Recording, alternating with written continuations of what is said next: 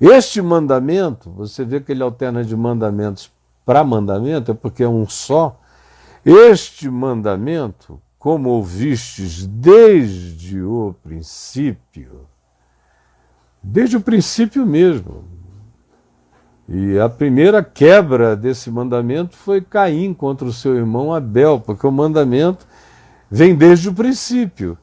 E quando a gente concentra a ideia de princípio em Cristo, nessa regênesis que Jesus encarna e realiza, como diz Paulo, na nova criação do novo homem, da nova criatura em Cristo, então fica mais claro ainda que mandamento é este, que amor é este, que nós temos ouvido acerca dele desde o princípio. Ou seja, o mandamento do amor é que andemos nesse amor. Ai, é tão simples que a gente se torna praticamente indesculpável ao querer nos entregarmos a tantas invenções enlouquecidas, quando o mandamento é um só.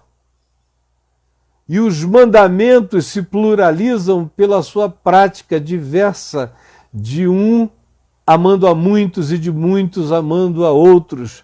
Mas é um mandamento, que nos amemos. E o mandamento do mandamento é que andemos, pratiquemos, vivamos esse amor, pelo amor de Deus. O que mais? Em que outra língua isso precisa ser dito, ser falado, ser afirmado, para ser compreendido? Aí prossegue João, no verso 7 da segunda epístola, dizendo: porque são poucos os que andam na verdade, são alguns, mas são muitos os enganadores. Muitos enganadores que têm saído em nome de Jesus pelo mundo afora, pregando o que não é evangelho, a sutileza do engano. Muitos enganadores enganando a muitos outros ainda mais, os quais não confessam a Jesus vindo em carne.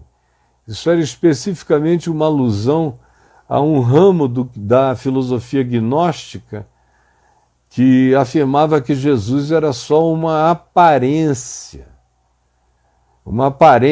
entre os humanos, mas ele não era uma encarnação. Isso do ponto de vista imediato é o do que Jesus está tratando, é o João está tratando, mas do ponto de vista do princípio, o que ele está ensinando é que tudo aquilo que não se torna encarnação é engano.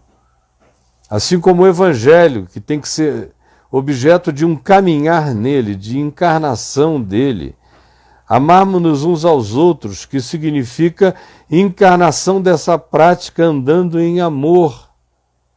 E aí ele diz: os enganadores são esses que saem proclamando o que não é verdade e nem vivendo coisa alguma da verdade, inventando moveres e construções e filosofias e modais e modelos e novas ondas do espírito, que chamam isso do que queiram e do que querem, os seus enganos. Mas é engano, porque não tem nada a ver com a encarnação de Cristo, não tem a ver com o Jesus encarnado e não tem a ver com a encarnação do Evangelho de Cristo na prática da vida. E se não houver essa encarnação, se Cristo não encarnou, a verdade nunca se fez verdade. E se Cristo nunca encarnou, não existe a menor possibilidade de que eu encarne a verdade que Jesus é. Portanto, tudo é engano. Tudo não passa apenas de construção fantasiosa para distrair as mentes, que parece que, tanto mais quanto o Evangelho se torne simples, mais elas dificultam a apreensão e a compreensão de tamanha simplicidade. E João diz: acautelai-vos, Tomem cuidado. Acautelai-vos para não perderdes. Olha aqui, presta atenção. Não sai daí não. Não saia daí não. Acautelai-vos para não perderdes aquilo que temos realizado com esforço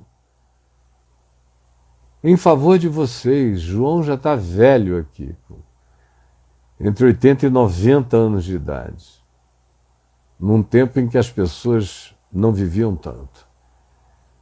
Os apóstolos todos já tinham morrido morte violenta. Pedro, eventualmente crucificado de cabeça para baixo, e Paulo decapitado. Isso já tinha quase 40 anos. E ele está só. E dizendo essa palavra, acautelai-vos. Vejam no que vocês creem. Vejam a quem vocês seguem. Vejam o que vocês chamam de palavra, de doutrina, de verdade, porque a verdade só é verdade quando praticada em amor, porque o mandamento é amor. Por isso, cautela, abram bem, muito bem os olhos, para não perderdes. Para não perderdes, João lá quer saber de predestinação de eleitos. Ele não está discutindo, como eu disse antes, a fimose dos anjos. Ele é prático, ele é objetivo, ele é pragmático. O mandamento é amor. Ele só se revela verdadeiro pela prática. E vocês sabem de que amor eu estou falando. É aquele que Jesus encarnou. Tomem cuidado, porque tem mais enganadores do que gente verdadeira andando por aí e fazendo isso em nome de Jesus. Por isso, cautela, abram os olhos para não perderdes. Para não perderdes. Ele chama a gente ao exercício das faculdades mentais, psicológicas e espirituais. Não doutrina esse chamado. Não compra essa briga de livre-arbítrio e predestinação e soberania, não. Ele só diz isso, acautelai-vos, como Jesus, foi o que ele ouviu Jesus dizer. Ele não ouviu Jesus dizer, vós que sois eleitos, acautelai-vos. Não, acautelai-vos todos, os que estejam ouvindo e porventura crendo nessa palavra, acautelai-vos, para não perderdes aquilo que temos realizado com esforço. No caso dele, ele está ali desde novinho, de 20 e poucos anos de idade, agora está com quase 90, se esfolando, matando, dizendo, repetindo. Agora exilado numa ilha deserta, angustiado, sem ninguém, sem notícia de nada, tentando fazer contato.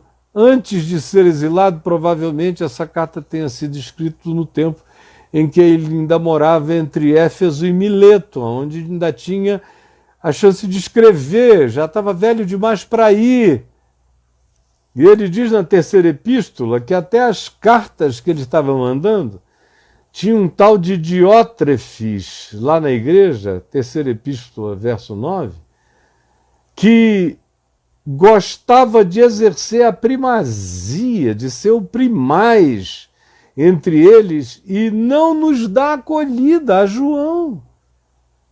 Nem as cartas dele são lidas e ele não é acolhido. Ele fundou isso tudo naquela região junto com Paulo, Apolo e outros em sequência, mas agora, anos depois, tem um tal de Diótrefes que não lhe dá acolhida no lugar que ele pariu.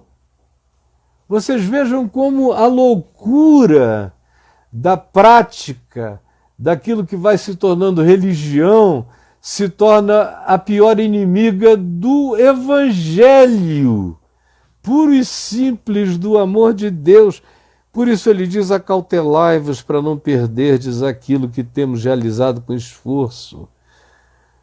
Mas exerça essa cautela para receberdes completo galardão, completo, para vocês não se mutilarem no processo.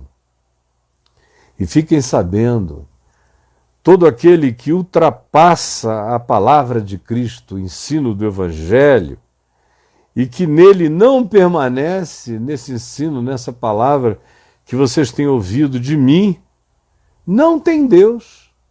Pode ter trilhões de doutrinações, não tem Deus.